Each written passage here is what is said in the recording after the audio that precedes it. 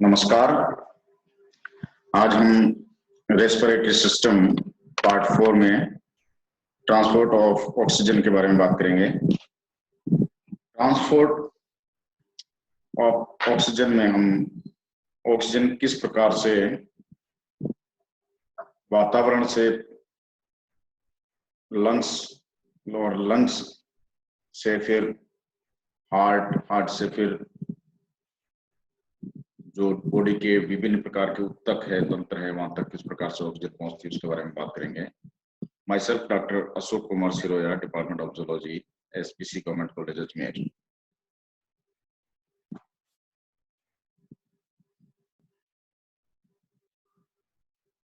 Oxygen के transport की बात करें तो मेनली दो फॉर्म में ऑक्सीजन का ट्रांसपोर्ट होता है, जो 97% के लगभग तो हीमोग्लोबिन के रूप में बाइंड होकर के ऑक्सीजन ट्रेवल करती है बॉडी में ब्लड के थ्रू, और बची हुई 3% जो है वो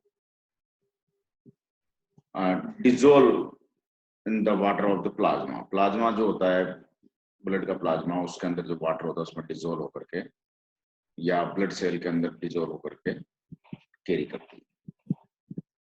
हीमोग्लोबिन जो होता है, एक हीमोग्लोबिन में लगभग 4 ऑक्सीजन के जो है अणु जुड़ करके आगे बढ़ जाते हैं, इसलिए जो हीमोग्लोबिन है वो ऑक्सीजन की जो कैरिंग कैपेसिटी है ब्लड की, ऑक्सीजन को कैर करने की, उसको तेज से लगा के 100 गुना तक इसको बढ़ा देता है। तो हीमोग्लोबिन एक तरह से मेन मतलब मुख्य तरीका है जिसके द्वारा ये ऑक्सीजन का ट्रांसपोर्ट होता है। हीमोग्लोबिन की संरचना हम जब देखें तो एक Fe या फेरिक उस समय ग्लोबिन पार्ट होता है, उसमें प्रोटीन का पार्ट, और एक होता है हीम पार्ट का। तो हीम पार्ट जो है ये इस तरह से Fe और एक पोरफायरिन रिंग होती है जिसके द्वारा इसको दिखाया गया है इसमें।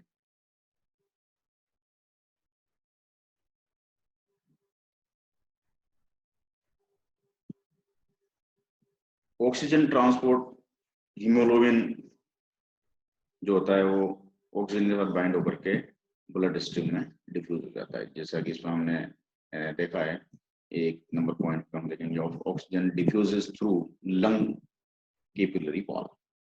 ये लंग साइड है और ये बॉडी सेल साइड है, और ये आरबीसी है। आरबीसी के अंदर हीमोग्लोबिन है। ये हीमोग्लोबिन जो है ये ऑक्सीजन का अणु है, ये ऑक्सीजन का अणु है, ये अंदर जाकर के हीमोग्लोबिन के साथ जुड़ गए। ये क्यों जुड़े? Oxygen diffuses through tissue capillary walls. ये कैपिलरी वाल्स है, ये छोटे छोटे ये वाल है, ये कैपिलरी वाल है, तो टिश्यू को कैपिलरी वाल्स के द्वारा या लंग कैपिलरी वाल के द्वारा अंदर की तरफ प्रवेश करके ऑक्सीजन के हीमोग्लोबिन के साथ जुड़ जाती है। फिर ये टिश्यू कैपिलरी वाल के द्वारा ये इधर ट्रांसपोर्ट हो जाती है। तो ये जो ट्रांसपोर्टेशन का ये तरीका है डिफ्यूजन के द्वारा होता है। डिफ्यूजन प्रेशर जो होता है वो उस पर निर्भर करता है कि कौन सी गैस किधर की तरफ मूव करेगी।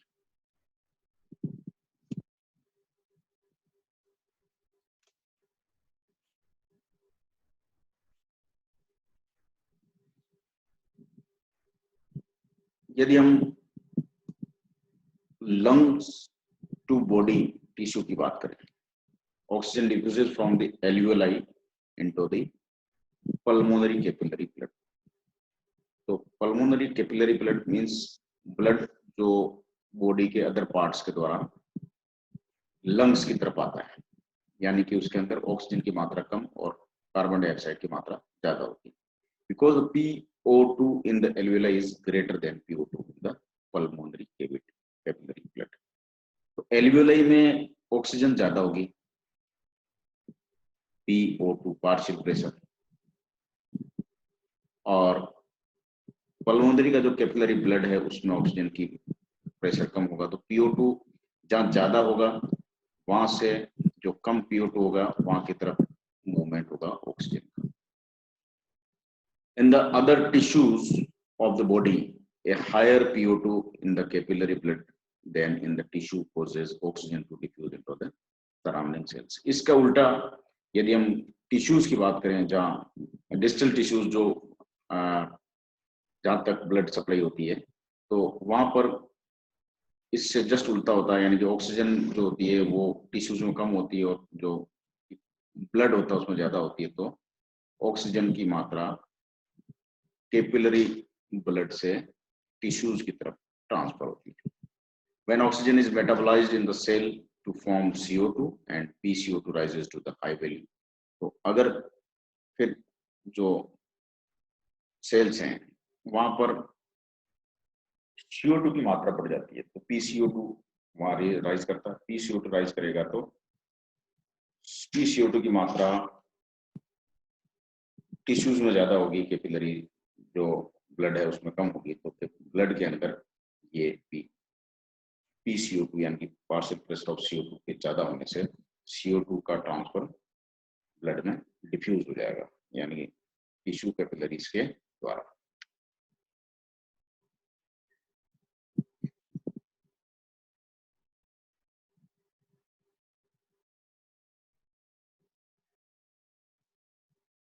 जैसा कि हमने पहले ही बात करी थी कि about 90% of the blood that enters the left atrium, left atrium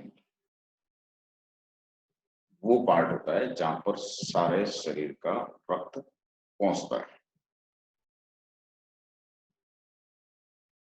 From the lungs has just passed through the alveolar capillaries and the other and has become oxygenated up to PO2 to about 104 mmHg। यहाँ की जो blood left atrium के द्वारा lungs में पहुंचता है वो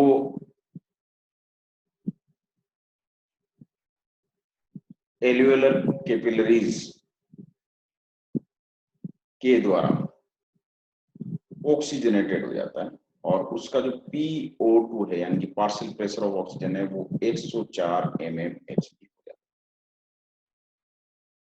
बाकी बचा हुआ 2% ब्लड है वो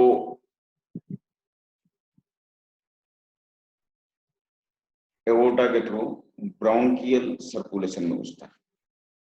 ब्रोंकियल सर्कुलेशन मींस जो श्वसन तंत्र है, ब्रोंकाई है, वहां उसका अलग सर्कुलेटरी सिस्टम होता है which supplies mainly the deep tissue of the lungs and is not exposed to lung air।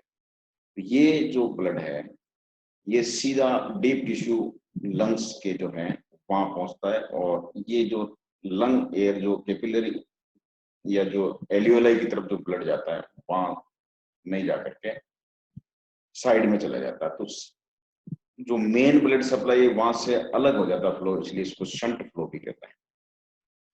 The blood flow is called shunt flow, meaning that blood is shunted past the gas exchange area।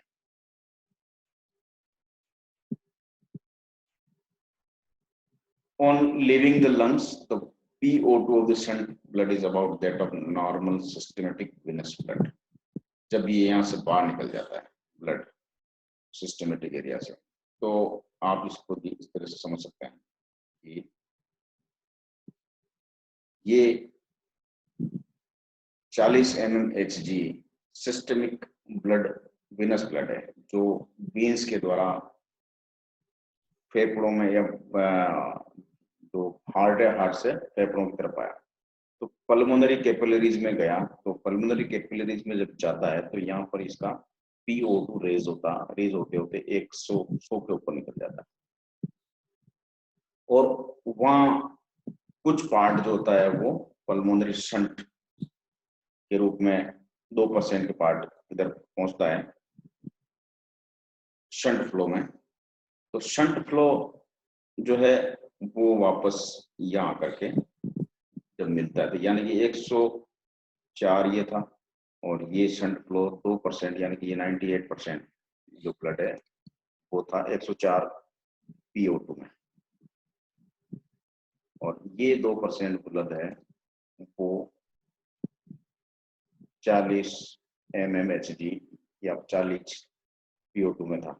ये दोनों जब मिलते हैं तो थोड़ा सा इसमें से ये mixed with pulmonary shunt blood इसके साथ मिक्स हो जाता है। मिक्स हो गया तो इसके जो PO2 है उसको रिड्यूस करके 98 के आसपास कर देता है। ये 98,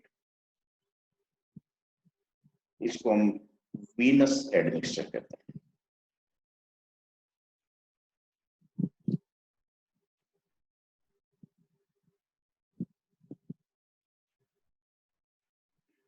तो और फिर बाद में ये इसी तरह से आगे सिस्टमेटिक कैपिलरीज में जाता है, सिस्टमिक वीनस ब्लड बन करके वापस 40 mmHg पे पहुंच जाता है, वीनस एडमिक्सचर।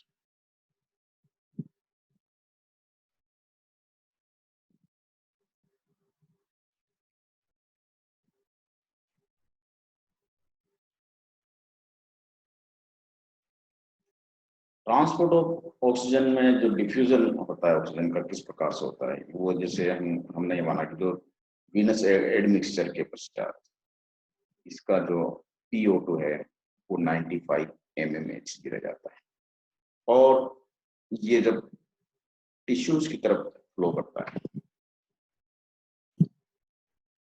तो टिश्यूज के अंदर जो PO2 होता है वो 23 mmHg होता है, यानी कि 23 PO2, और यहाँ होता है 95 mmHg या 95 PO2। तो इनके अंदर का डिफरेंस होने के कारण जो 95 ज्यादा है और ये 23 कम है, तो यहाँ से यहाँ की तरफ यानी कि कैपिलरी नेटवर्क यानी कि ब्लड से टिश्यू की तरफ ऑक्सीजन का ट्रांसपोर्ट हो जाए, जब तक कि ये यहाँ का 40 और PO2 यहाँ का 40 यानी कि बराबर नहीं होता, जब तक आदान प्रदान चलता रहे। Diffusion of oxygen from a peripheral tissue capillaries to the cells. PO2 is interstitial fluid 40 mmHg and in tissue cell 23 mmHg. तो ये लास्ट में इतना 40 mmHg ब्लड का PO2 रह जाता है जब तक इसके अंदर एक्सचेंज होता रहता है।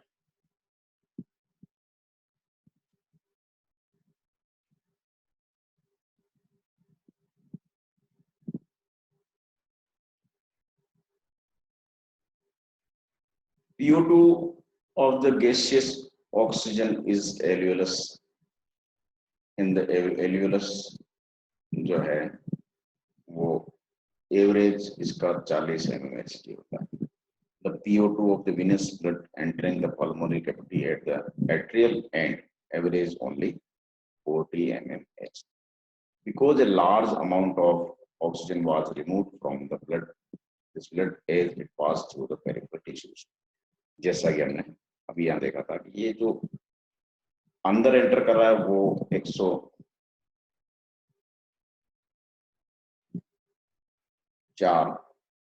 का जो था वो यहाँ आते आते 40 mmHg और ये mmHg रहता है।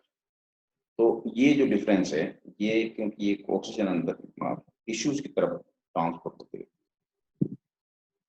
टिश्यूज की तरफ ट्रांसफर होते होते इसमें जो ऑक्सीजन का दबाव है वो कम होता जाता है, पार्शियल प्रेशर जो कम होता जाता है, चल आते आते 40 mmHg हो जाता है।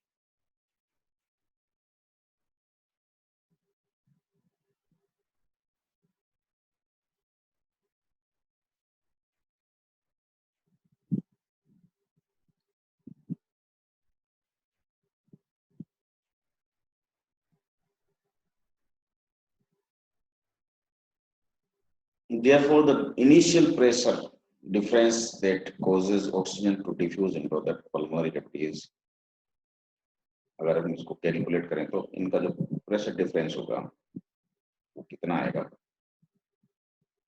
40 को घटाएंगे 104 में से तो 64 mmH का difference. The curve shows the rapid rise in blood PO2 as the blood passes through the capillary, the blood VO2 rises almost of that of alveolar air. By the time the blood has moved a third of distance through the capillary, becoming almost 104 mmHg. हम यहाँ देखते हैं कि ये जो curve है वो इसमें रैपिड राइज होता है। यहाँ 40 जो mmHg है वो आपको जैसे ही सर्कुलेशन में ये सिस्टमिक वेनस ब्लड आता है इसके फेफड़ों के अंदर, उसमें तेजी से राइज होता है होकर के कहाँ पहुंच जाता है 104 mmHg।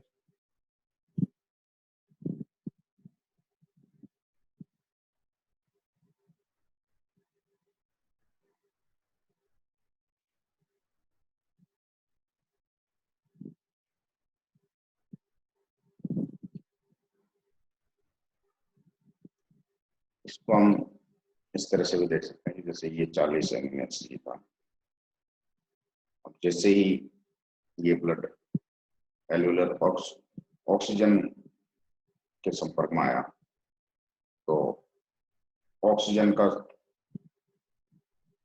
अंदर की तरफ उसने ब्लड में कैप्चर किया, यानी कि पार्शियल ब्लड प्रेशर ऑक्सीजन का बढ़ा करके 104 तक इसने बढ़ा दिया।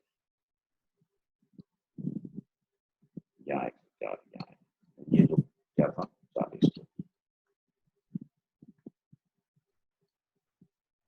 और 40 पे जो था वो वहां लास्ट में जाते जाते विनस एंड पर, ये एट्रियल एंड है, यहाँ विनस एंड, ये विनस एंड, एट्रियल एंड, ये स्थिति थी और पार्ट निकला था, और एल्वियोलाई के पार्ट में VO2 जो 104 था वो इस प्रकार हम देखते हैं कि ऑक्सीजन का जो ट्रांसपोर्ट है दो रूपों में हुआ। मेन जो है वो आरबीसी के अंदर जो हीमोग्लोबिन है उसके द्वारा ट्रांसपोर्ट होता है। आरबीसी का हीमोग्लोबिन जो उसकी ऑक्सीजन कैरिंग कैपेसिटी ब्लड की होती है उसको 30 से 100 गुना तक बढ़ा देता है, और बाकी जो जल है उसमें प्लाज्मा में पाया जाने वाला जल है वो उसमें विसरण के द्वारा ऑक्सीजन को अवशोषित कर लिया जाता है, और आगे जो जो टिश्यू की तरफ ऑक्सीजन जाती है वो पार्शियल प्रेशर के अनुसार ट्रांसपोर्ट होती रहती है, बाहर की तरफ निकल जाती है और वापस विनस ब्लड आते आते 40 mmHg तक उसका पार्शियल प्रेशर ले जाता है। नेक्स्ट में हम ऑक्सीजन डिसोसिएशन कर्व के बारे में बात करेंगे, किस प्रकार से ऑक्सीजन डिसोसिएट होकर के या डिसोसिएशन होने पर उसमें क्या किस कारण से डिसोसिएट जल्दी होती है, कम होती है, या कौन से कारक होते हैं जो उसको डिसोसिएट होने के लिए एक्साइट करते हैं, इस तरह की बात करेंगे। तब तक के लिए धन्यवाद।